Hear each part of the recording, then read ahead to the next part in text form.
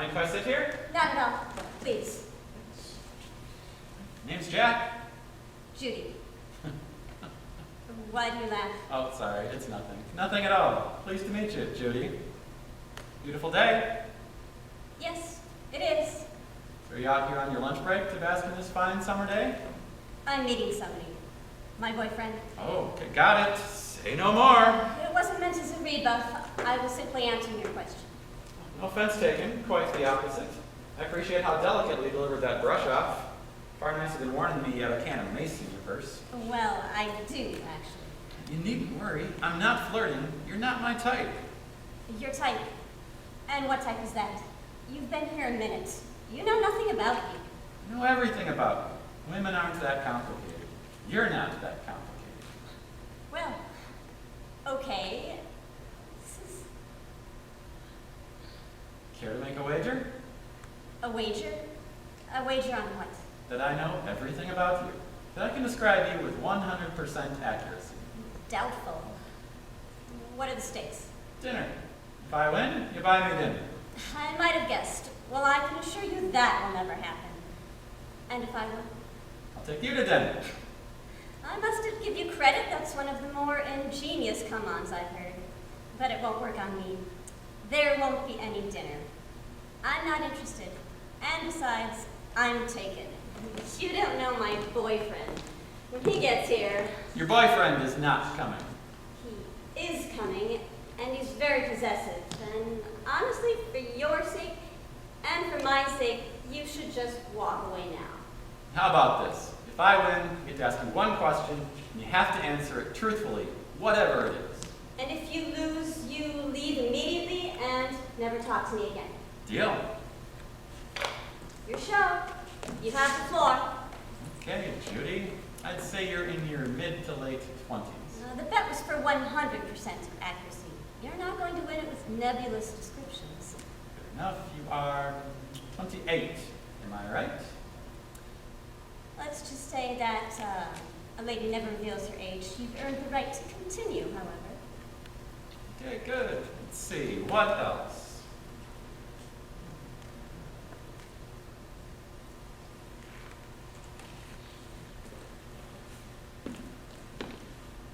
Yes. You have money, but it's family money. Although you do have a job, but it's not for the money. Rather, it's to prove to your family and to yourself that you can be independent. You want to make your own name for yourself. I am impressed, Hercule. How did you infer all that? The little gray cells, my dear. Well, there's your posture for starters. Sitting upright, knees together, hands folded on your lap, legs crossed at the ankles. All hallmarks of good breeding, so rarely seen today, which telegraph generations of family money. I'm assuming clothes are a superficial disguise to hide who you are, but years of etiquette training aren't so easily undone, are they? The grammar is impeccable, also a sign of good upbringing. You can call me Hercule rather than Sherlock, which has a level of sophistication. You are dressed far too nice just to be visiting a park, which means you've come from work. We're in a high-rent business district. So that means you work for a prestigious company. Finally, you've been showing tremendous poise with one very telling exception. When I lumped you into a broad category of uncomplicated women, you were flustered to the point of being inarticulate. That really touched a nerve. It wasn't being called uncomplicated that vexed you. It was that I challenged your individualism and dismissed you as just one of the herd. You are quite the detective. So I won the bet? Not yet, Sherlock. So far, all you've told me is that I'm a rich girl with a job trying to get out from under Daddy's shadow. Now, let's see. You live alone in an upscale apartment just outside the city. You have a nice car, let's say a BMW. Yes, a BMW. Daddy bought you as a graduation present, but you rarely drive it, probably for that very reason. Instead, you take a train into the city after stopping at Starbucks every morning for your grande skinny vanilla latte. How am I doing? Honestly, that's remarkable. How about my job? I'd say you work for a financial firm, but that's a safe bet in this neighborhood. You're certainly not a secretary or receptionist, because you wouldn't be able to flaunt that at your family. So let's say, given your age, you are an investment analyst. You are plenty attractive enough to be married by now if you wanted to be. And you're surrounded by rich guys, but that would be a step backwards for you, wouldn't it? Since your current mission in life is to break free of rich men, is it not? Who are you? Oh, no, Judy, the bet was I would tell you who you are, not who I am. If you want to get to know me better, it'll have to be over dinner. I've warned you about that. If my boyfriend catches you hitting on me, he's going to be hitting on you. Yes, the mysterious boyfriend. What time is he supposed to meet you? 11:30, I imagine? It's already 11:45. This boyfriend of yours. Is he often late? Poor girl. All dressed up and nowhere to go. Well, for the record, he's always very punctual, and he dotes on me. See, well, then he must have been held up by something important. It must be very important if he couldn't even call you to let you know he's running late. This little tete-a-tete was cute for a while, but it isn't fun anymore. So I'll take my leave now. As you wish, but should this mysterious, punctual, doting boyfriend of yours happen to wander by, anything you'd like me to tell him? You have a lot of nerve insinuating that I've been lying about him. I'm not insinuating that at all. You may be many things, but you're not a liar. Although I don't think you gave me your real name, Judy, but I recognize that minor deception as a prudent precaution when talking to a strange man in a park, so I'm willing to overlook it. Here you go again, such audacity. Sitting there, smug, as if you know me. But I do know you. What's more, I've proven it, and I've won the bet. Time to pay up, unless you'd rather go double or nothing. What do you mean?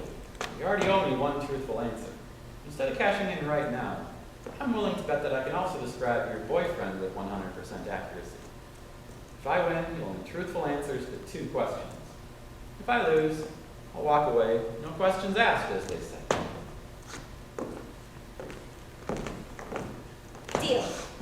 Begin. Your boyfriend would be some high flyer, probably in the same industry. A portfolio manager? Yes, that's it. Well, he told me he's possessive, so I won't get any credit from you for parroting that back. So I'll take it one step further. He's the jealous type. What's more, you're beginning to realize that his jealousy borders on pathological. See, you've been growing increasingly nervous about my being here talking with you. He doesn't trust you, does he? But he calls you all the time to check up on you. Notice how surprised you were when I pointed out that he hadn't called you to let me know if he's running late. Yes, he's always very suspicious of you. But he shouldn't be, should he? Because you've always been completely faithful to him, haven't you? So, am I right about him? You win. Again. Ask your 2 questions. Let's get this over with. Very good. First question. Do you love your boyfriend? I'm not going to answer that. That was our deal. Answer the question. Do you love your boyfriend? I don't know. I believe you. You're conflicted. You can't reconcile your falling in love with this domineering guy with your idolized image of yourself as a smart, independent woman. Second question. Are you afraid of him? What? I don't know. Maybe. Yes. Well, you should be, Megan. Megan? How do you know my name? I told you I know everything about you.